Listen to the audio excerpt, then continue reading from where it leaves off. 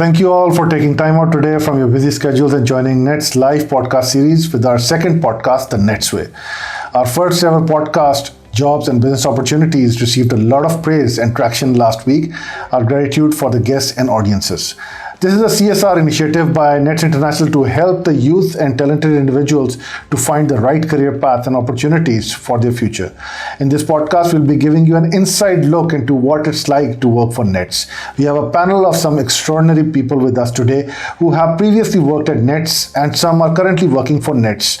Their point of view and stories of success probably won't give you goosebumps, but will surely inspire you to want to work for Nets. So I would start with the introduction of the guest today. First up, we have Dr. Ramamurthy Venkatesh. He is CEO Nets UAE. Dr. Venkatesh has industry experience of about 33 years, and he's currently heading Nets International Communications in Dubai, UAE as CEO. Nets UAE has a headcount of about 270 plus employees. Dr. Venkatesh has been working for Nets since 2014, and before that he graduated as a telecom engineer. His initial engagement in India included roles such as technical head and product manager and manager for multiple other companies in telecom space. And he's been with us and we welcome him on board. With us, second up is Mr. Masood Abbas. Masood is CEO Nets Saudi Arabia. Masood has over 9 years of professional experience, and he's been working with Nets most of the time. And he has experience and track record of setting up businesses, business development, signing new ventures, partnership, executing strategic projects. And recently, he was given the opportunity to spearhead Saudi Arabia business as the CEO. Next up, we have Mr. Umair Zubairi. Umair has worked for Nets for quite a while, almost a decade in different positions at different times. Umair is currently working as Manager Sales Pakistan for Cisco. He's an MBA from Islamic University Islamabad and has a career span of over 20 years. He worked for Nets from 2000 till 2006 and then again from 2007 till 2010 as Business Development Manager and Head of Projects. And then, from there on, Umair moved to Cisco in 2010, where he's currently working. Next up, we have Mr. Munir Khan. He's Head of Projects at Nets International, Dubai, UAE. Munir Khan joined Nets in 2011 as Project Coordinator and currently working as Head of Projects in Nets UAE. Munir has skills in 3G LTE Fiber to the X, that's FTTX. He is a certified program and project management professional with an MBA from the University of Science and Technology, Bannu, and an associate degree in project management from London School of Business and Finance. Last but not least, we have Sajawal Saeed with us. He's an active engineer at Nets International UK. Sajawal is currently working in Nets UK for the past few months. He has been transferred after working for Nets UAE for 3 years. He's a Cisco certified network professional and holds multiple network certifications. His story of success in Nets will be it will be a highlight of this podcast. We'll come to that later on. So starting up with our guest, I welcome you all. First up, Dr. Venkatesh, I'll start with you. What is the Nets Way, and why should somebody consider coming on joining Nets? Thank you, Adil, and it's giving me great pleasure to be among all this audience and plus all our Nets colleague. And I'm grateful that the Nets group is now organizing such a very timely and important podcast. Nets as a company, it has got the giving back in its DNA right from the beginning, right? So that is one of the reasons that Nets, all our CSR activities, we make sure that we give back to the society, particularly in terms of developing human capital. If you think of it, we have a diverse set of people coming from different countries, but then the connecting point is that the Nets has got a history of 40 years and now with offices in 4 countries, having fortunate enough to do business in 23 countries. So it's time that we should give back. And that is why we feel strongly that the society, the business, the community which has given us, and I think that's the ideal time we should give back. And that is one of the reasons our management, MD Mr. Jahangir and all the other management team, we are keen to take any initiative, particularly CSR initiative, and that should be Mm. towards developing human capital. And that's one of the reasons that, in all our CSR activities, we keep these volunteer programs and, connecting with academia and industries to get the good skilled resources. Of course, we also take part in some of the other voluntary fundraisings for whenever the need happens. In the recent times, when we see that the world is going towards a highly digitized and connected world, and we know that the technology is growing fast, and you cannot expect the institutions and the academics they can produce the skill demand resources. And so, as a part of this digital world, Nets as a company, we are very much keen to develop these kind of niche skills, particularly in the access network. This is one of our strong forte. You may be hearing about a lot of companies doing business in the same sphere, but again, we are very focused. The very differentiating factor with Nets is that we are very closely working with all the telcos in the region, particularly in projects which requires highly skilled people in mobile network development and the fiber optic development. And so we started this kind of a training initiative recently. It has been hugely successful. Almost 90% of the people, including our own staff, have joined it. It is testimony that, as you can see, that Sajwal, while he's even driving, he's attending this call because he's too busy to even spare his time for a podcast. So I think, this shows a testimony that how seriousness is to bring or to put best efforts to, bring a good talent to the forces. And that's one of the reasons that, as we mentioned in the beginning of the podcast, even in the first podcast, this is Net's way. And the Net's way is to give back whenever, wherever possible. Thank you. Right, great. That's a very good elaborate answer, and that actually answers, why Nets is so keen on giving back to the society and running up multiple CSR programs. And this is one of their programs in which we are not just providing career opportunities, but also business and immigration opportunities, and guiding the young people on how to, choose their right path. I'll move on slightly a bit to one of our ex colleagues, Mr. Omer Zubairi. Omer, how was your experience with Nets, and how would you define Nets working environment during your time over there? Well, thank you very much, Adil, for making me part of this very, very experienced team. I'm feeling delighted to be, part of this group. So this gives me a lot of old memories, right? So just what Ramamurthy has just said, I just echo the same thing. I think the giving back and the training is in the DNA of national engineers and Nets, right? So this is the time, if we go back the start of this millennium, 2000, when I joined the Nets at that point in time. So this was basically, the major driver that Jahangir Saab now who runs the whole operation. He and his father, he got this from his father. It's in his genes, right? So the giving back, the training thing. In my opinion, if I recall, the working environment to your question. It was really, really great learning opportunity. I would say, I don't know whether in this podcast, if we have people of, let's say, of that era, if I would say, they would relate national engineers or Nets from a place there where they can go and join and learn things, right? So they have we used to have a particular program where the people from fresh graduates come from the universities. They knew only one name where they have to go and to have their make their early mark in their careers in their professional life, right? So that was Nets and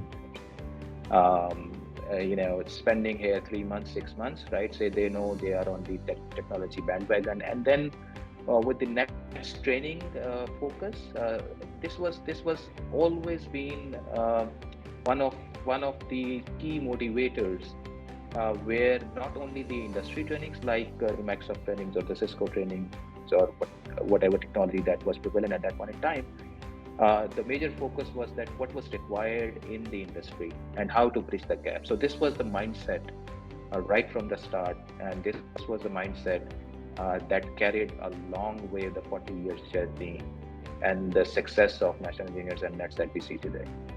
So I think if I recall and if I would witness the success of national engineers and nets, it is very much based on the fact that of the DNA and the giving back and the training mindset that we have to go along with the technology forefront and technology side. Right, great, great. That's a very good elaborate answer. And for those who are listening, connecting with Nets, I remember my days. I know Nets since Wateem days, and that has been one of the life-changing experiences working for Nets, especially under Jahangir's guidance. So, I'll connect another question with you, Omer. Since you've been in the technology market for so long, how is the job market changing with the technology? How is the market changing with the rapid change in technology? Could you shed some light on that? Uh, Very interesting, Nadal. So you know that the once the giants in the industry, the Nokia, right? So the famous quote from his CEO was that we have not done anything wrong, right? But the only thing that they have not been able to do is to keep up with the market demand. Right. So the technology. So the technology side and the technology is changing so rapidly, and it is something that uh, uh,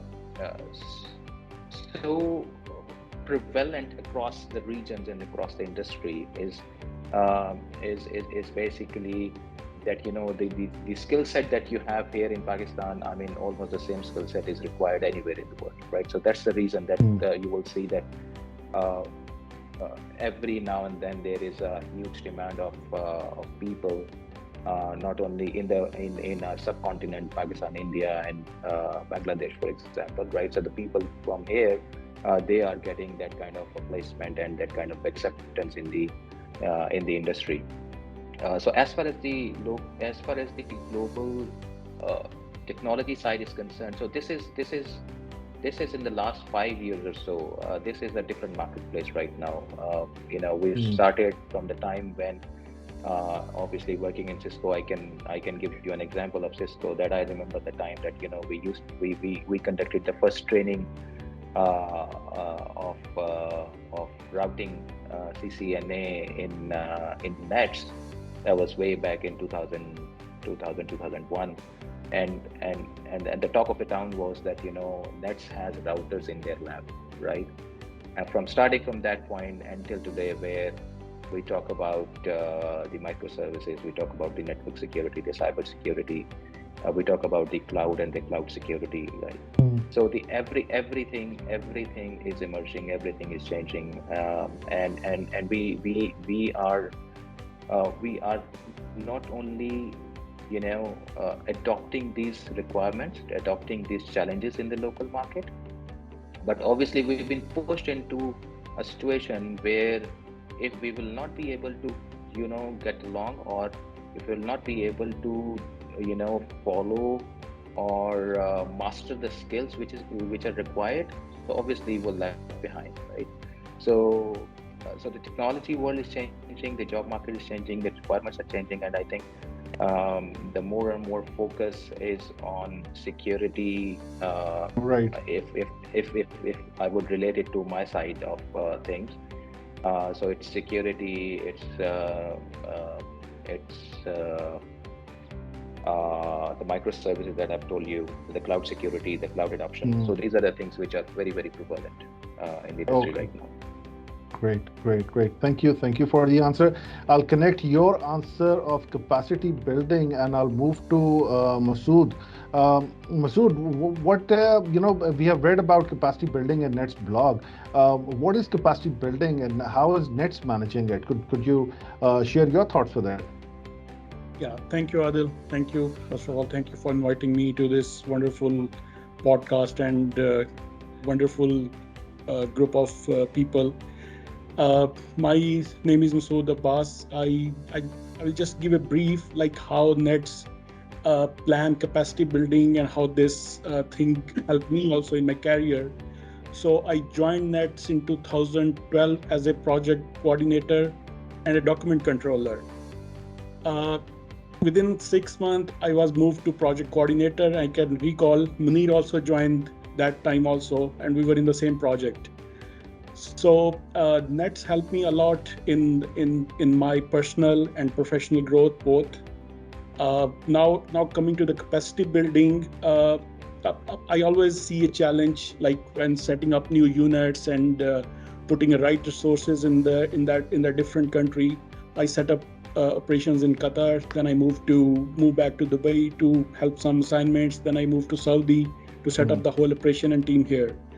So challenges, yes, there are a lot of challenges in the capacity building and planning and finding the right resources, but we manage this through continuous trainings, continuous headhunting of the right resources, placing them into the right fits where they belongs, and again mentoring and guidance is very important.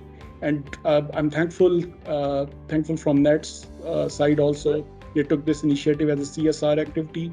This will help a lot in different ways to different communities, so people will get their dreams come true.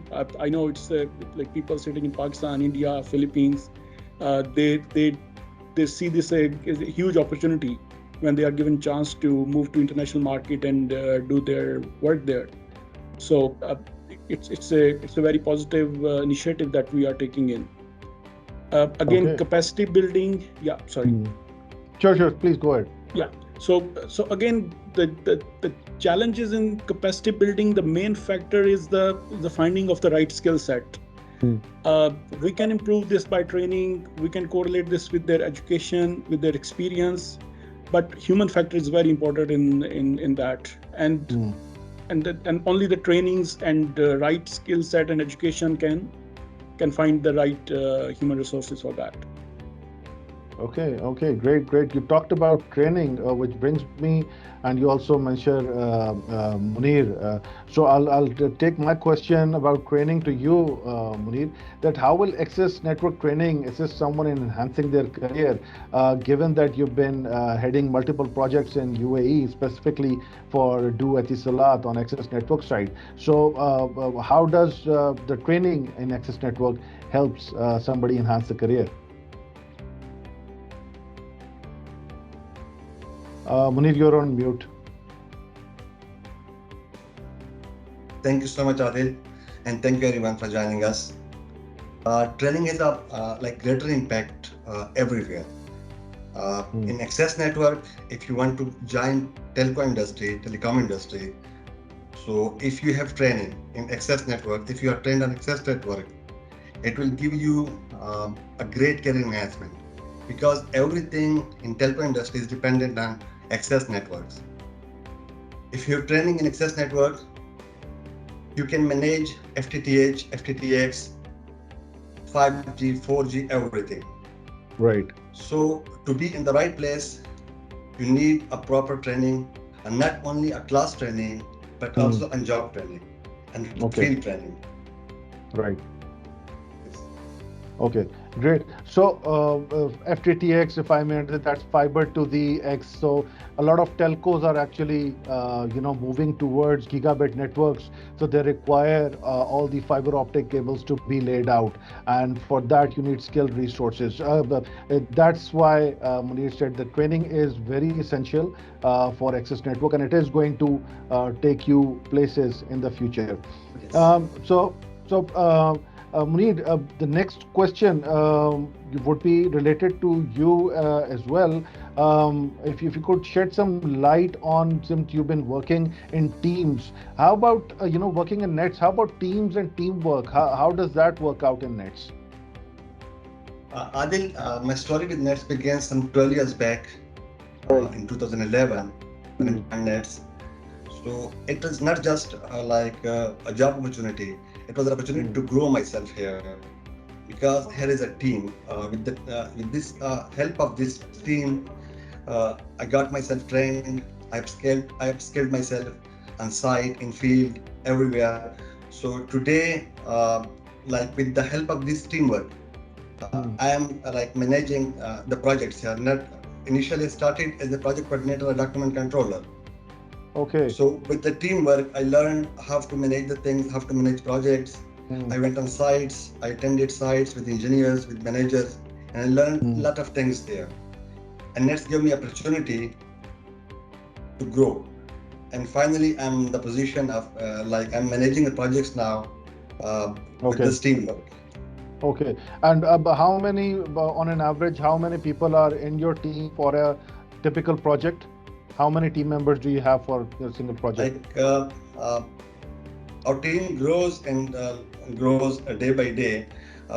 Currently, we have almost 100 plus people in my team who are managing in different regions of UAE, FTTX and FTTH project, access network projects. Okay, okay, great, great. That is awesome. So right now, what we are going to do is I'm going to introduce a very interesting fellow, Mr. Sajawal Said. Sajawal has a very interesting story, and he's going to tell you his story himself. Sajawal was working. He's a graduate from Pakistan. He hails from Faisalabad, and he's moved to Nets UAE, and now right now he is working for Nets UK. So he is going to tell you his story of how he succeeded in his career and ended up from Faisalabad to UK. Sajawal, over to you.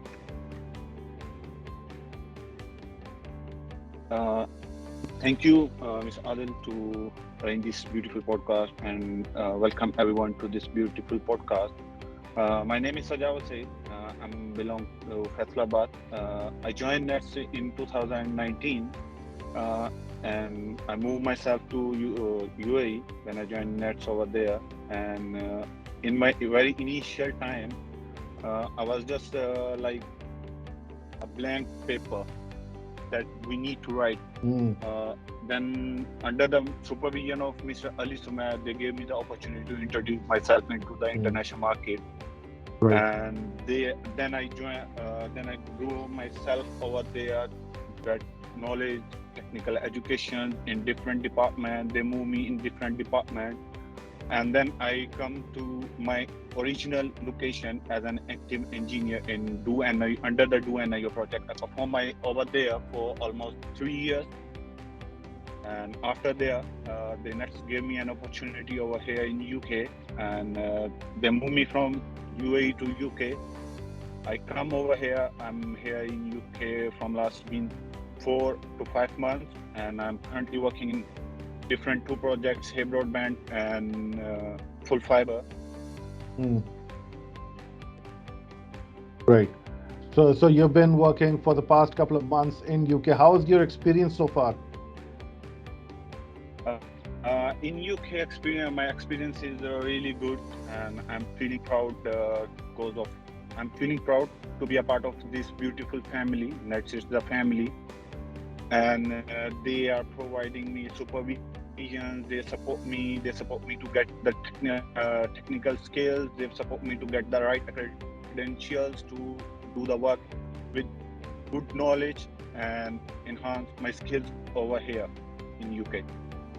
Right. Awesome. Awesome. That's great to know, and always feel proud from somebody who has excelled, hailing from Pakistan and moved on to UAE and gone international as well. This is what I love about Nets as well. They invest in their people, they train them, and then they uplift them as well. My next question would be on sort of like an international level. I would like Dr. Venkatesh to shed some light on it. Dr. Venkatesh, is there any resource shortage internationally? Do we have any shortage internationally? What do you think? To answer this question, a little go back. We have to see what are the areas are growing internationally. What are the emerging markets are doing to upskill themselves, their own resources, etc.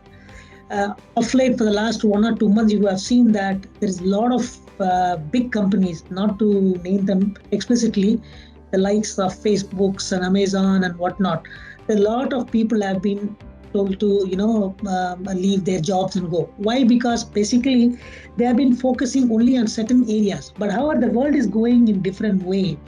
For the last 10 years, the amount of new business models have evolved in, and the pandemic kind of situation which has kind of disturbed the workforces, I see that there is a uneven balance in the skills all over the world, and that is also imperative in many of the business uses today. For example, the companies which needs to improve their economic situation, the only way is to improve their internal consumption, internal services, because today the whole world is service economy. Now the service cannot be exported. Service has to be consumed in the own land. So obviously, the countries which is putting more focus on services, in fact, they have to improve their infrastructure. And where will they go for the skilled resources, right? So that is one of the reasons that I do see that, particularly in the markets which is emerging, and as well as those markets which is trying to catch up with the top few places, there is a lot of skill shortages in different industries, particularly in the communication side, where every business is today is a connected business. And you can't do any business without internet, or you can't do any business without connectivity. If there is no internet, the whole office stops. So obviously, connectivity has become the crux of every business. So that means that the countries which is trying to improve their connectivity or infrastructure, there we find lot of skilled resources. And that is also interestingly makes Nets different from other people which I mentioned before, where we understand the skill gaps, in particularly in the infrastructure development, not necessarily only in the telco area, even in the IT space. And that is where I feel that there is a gap, but then the gap need to be identified properly. The skills need to be developed, the way it's required. Just to conclude, today there is no place for generalist. If you are a general graduate or something, there is no place. You need to have specialized skills. But there is a caveat behind it. You will have to change your specialization every day. So who will give you this kind of continuous education? And that is where I believe that the skill gaps, the capacity building need to be given focus, not only by a company like Nest, but every other company which is socially responsible. Okay, so connecting with this, I'll come to the second question with you, but I would like to know thoughts from Mr. Umair Zuberi as well. Umair, what do you think about this? Are there is there any shortage of resources since you've been working for Cisco, one of the largest technology companies in the world? So I think Ramamurthy has very elaboratively answered this question. I just add into what he was saying. So Adil, the point is not that shortage of resources. There has always been a shortage of right resources, right? Talk about an industry like Pakistan or UAE or the advanced economies like the Western Europe and the US. So it's always been a gap, right? And the gap is, and the way that the recipe, the success recipe, I would say that Nets has over the years is to bridge that gap, right? So yes, to answer your question, yes, there is definitely a resource shortage across everywhere, but it's a matter of even to the point that Ramamurthy was saying that there are big techs right now are letting people go, but if you read about the details, so what they are saying is that we are reorganizing ourselves in terms of putting our resources where they are required. It's basically a drive where they are not generally letting people from everywhere. So what they are doing is readjusting. Let's say they are closing some areas where they think that those are not profitable, and putting that resources or putting that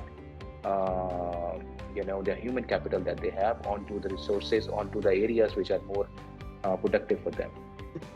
So definitely this changed world, the post-pandemic world is evolving right now, and there's definitely a huge vacuum, huge potential which is there. And the only thing is, I don't think any other company is best poised to bridge that gap other than the Nets.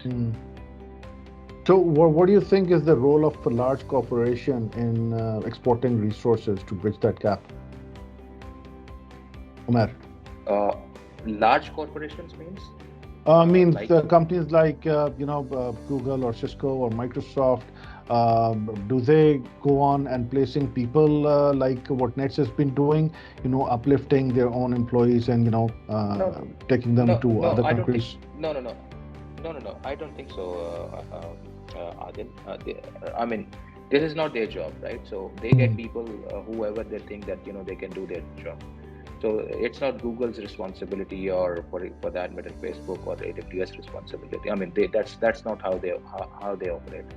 mm, Um, the the major driving factor, I think, the companies like us, companies like Nets, they have to bridge the gap. They have to identify the gaps in between in the market, in the industry, and develop the resources. We have success stories like Sajawal and Masood and Munib, who have demonstrated their skill set, their experience, and myself as well, right? So I am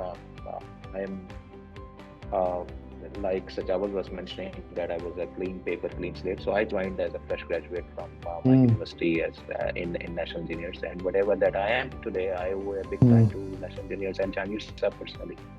So Excellent. so so so this is what Good my to know. belief is, that yeah, this is what my belief is, Adil, that wherever the environment that you've got, the learning opportunity that you've got, the training opportunity, and the most remarkable thing about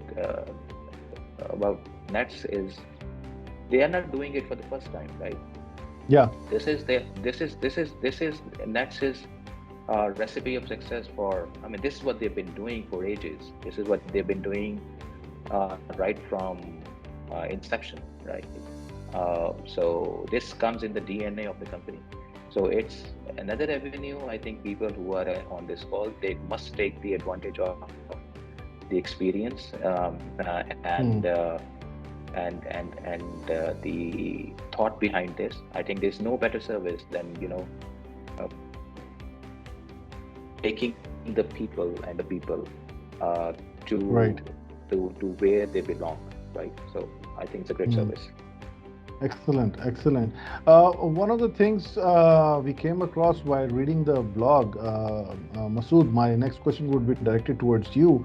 How Nets it talks about entrepreneurship as well, and given that it is an entrepreneurial setup, Jahangir's mindset and his passion has been setting up entrepreneurs in various businesses. So, how does Nets encourage entrepreneurs to set up businesses? Yeah. Uh, so, Adil, I would like to share one very interesting story. Like once I joined Nets, after 2 years, I got an offer from a very large vendor in Dubai. Mm, I will not right. take the name.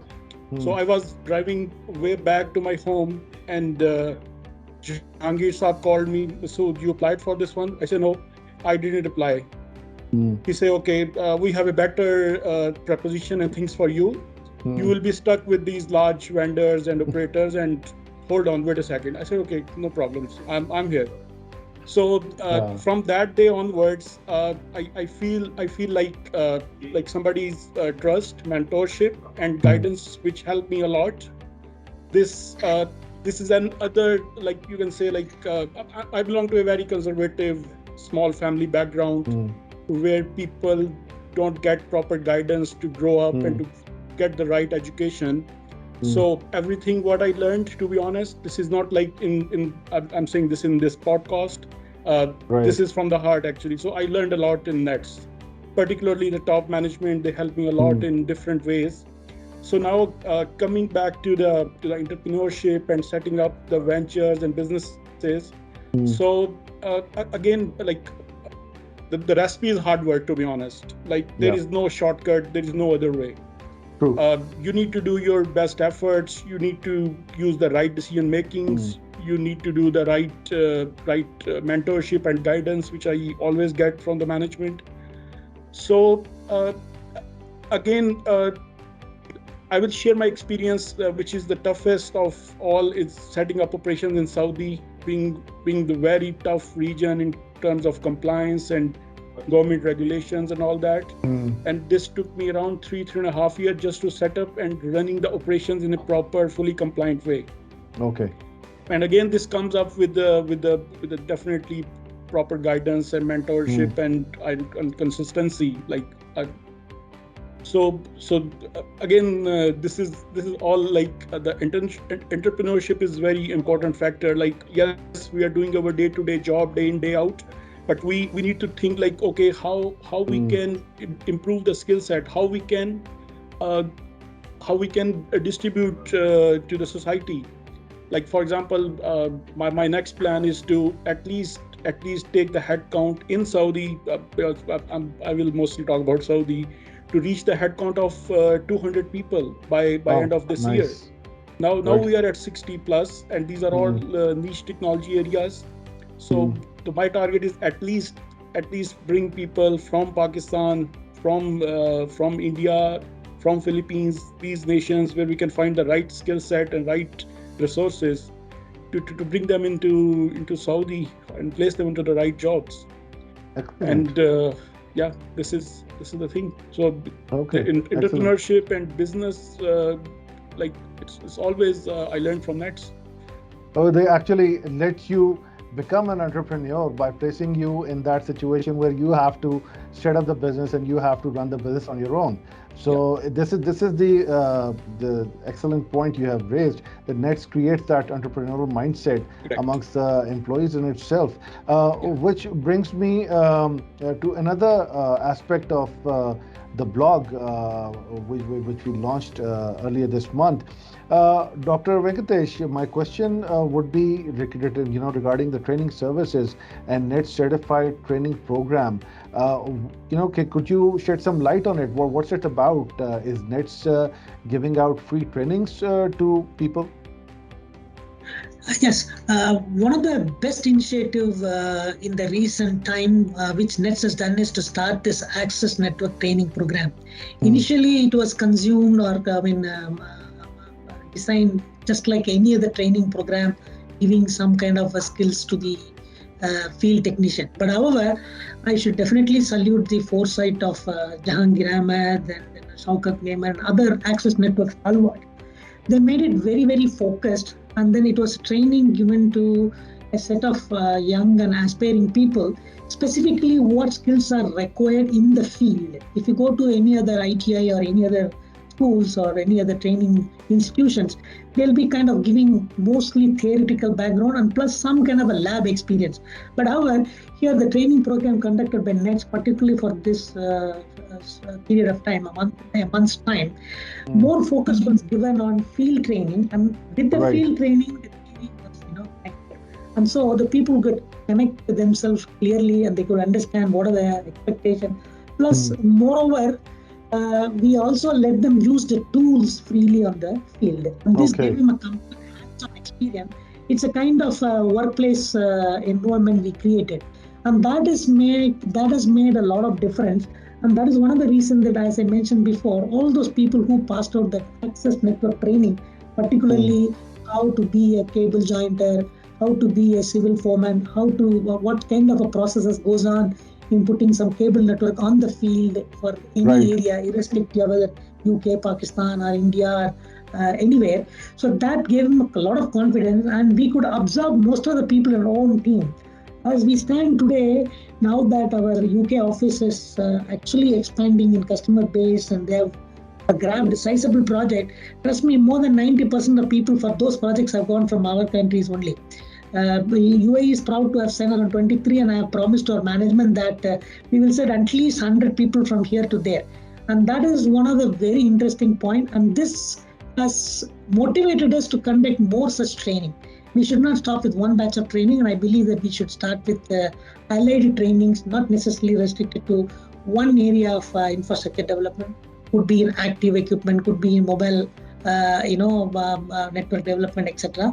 I think that is going to be one of our next steps, and I'm sure that as a group we will be able to pull out a great series of training programs, not just Hmm. necessarily series of podcasts. Okay, great, great. And what is the technical requirement for participating into this program? One needs to be very technically sound, and can women apply for this kind of trainings? I think I will let Munir answer this question because he is a more field man. But however, in my knowledge, as long as you are clueful and then you can understand the basic concepts of field work and some few concept of how the connectivity network works, that is more than enough. And plus, being Hmm. we will be working for projects in different area. A little bit of conversational ability, not necessarily a fluent Shakespearean language, but at least to understand the basics of the tools, the terminologies, that will be more than enough. Yes, women can also apply, but then however the restriction could be on the field work. But however, these kind of access network is not limited to only field work, and there is a lot of other work related to that, be it active equipment configuration, Hmm. project coordination, etc. So definitely a good set of talented, irrespective of gender, can apply. The placement after the training could be kind of, I would say, not 50-50, but depending on the opportunity, yes, both gender can be placed accordingly. Okay, great, great, good to know. Munir, could you just quickly, inform people what is in access network training? What is in the field work? What kind of experience can somebody expect when they are given access network training? Okay, Adil, when we are talking about access network trainings, Hmm. currently we are doing training, training people on ground. Hmm. We hire people as a blank people, and we send them to site with the teams. They do Right. trainings on site. They see the things, how things are going on there. They operate the equipment, the test kits, the splicing machines, Hmm. jointing, cabling. Okay. In 2 to 3 months, we bringing just a layman and a field side, and he starts working there independently. Uh, there should be at least there should be a concept of telecom networks when you're coming to the access network. So later on, you can get a proper training on ground. Hmm. Right, right. Great, great to know. Great to know. And here I would like to plug in another initiative. The second part of NET's certified professional program is on its way. Starting in February, you will see the promos of registration in a day or two on social media. So do keep following us. This is for the Python basic and advanced level development training. So we'll be posting up details for the registration on our social media. So here I would like to thank all of our esteemed guests, and also would request everyone, just for Net's sake, if you could describe Nets in just one word, how would you describe Nets, Dr. Venkatesh? Oh, Nets, actually, as we said, that the theme for this podcast is giving back. But I would say that Nets is simply edge. That is what is our motto in our website and other places also.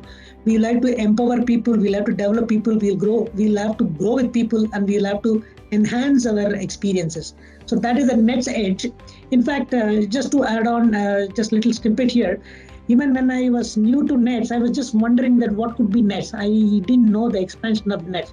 But after having worked here for around 7 years now, I know that net stands for clearly weaving net of sympathy, synergy, and as well as success. Yes, sir, Dr. Venkatesh, very well put. Umair, how would you describe Nets in just a few words?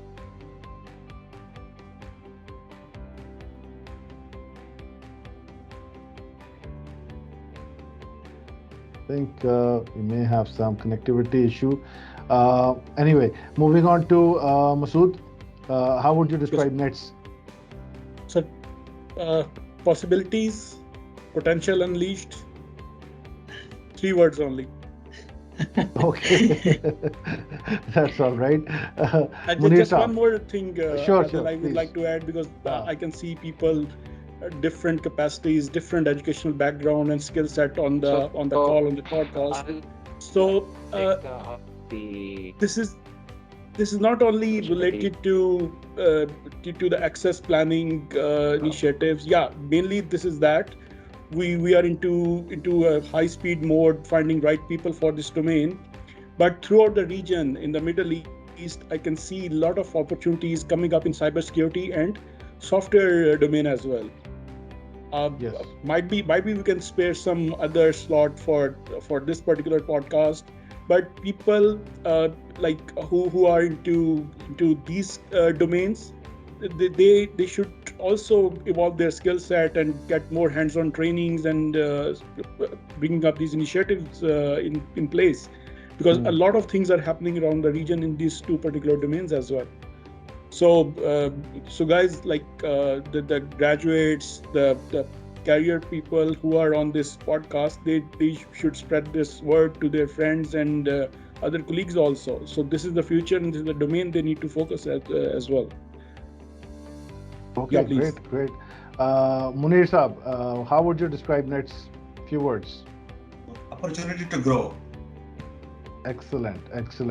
And Sajawal, how would you say?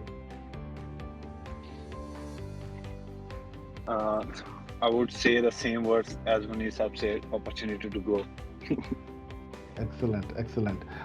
So I think on behalf of Nets and my team, I would like to thank you all for taking the time out and joining us in such a great podcast talking about Nets, your experiences, and growing with the company in itself. With this podcast, there's some takeaways I would like the audience to know. That is, yes, Nets is all about team and teamwork. For Nets, the employees always come first, and Nets believe in creating opportunities for it, not just their own employees, but also for people working with Nets. Employees are the assets for us, and they are taken care of like assets. But also, it is very important from everyone's point of view that globally there are opportunities, and Nets is there to take you along for all those opportunities. Keep learning, keep upskilling yourself, keep enhancing your abilities and skills. And if you join Nets, Nets is going to take you even further. We have success stories like Sajawal and everyone else on the podcast who have hailed from Pakistan, from India, and different parts, and now they're working internationally with Nets. I would like to thank all the wonderful audience for their participation and making this live podcast another success. Be sure to follow our social media pages, stay up to date on our latest opportunities, news, and events. Our next podcast is going to be in a week's time. We'll share the details online. Be sure to follow us and be part of that next podcast as well. It's going to talk about immigration and job opportunities in UK. So take care of yourself and your family, your friends. Until next time, this is Adil Mir. Thank you very much. Thank you, guys. Thank you, everyone. Thank you, everyone. Thank you all. Bye. Thank you. Thank you. Thank you all. Thank you all.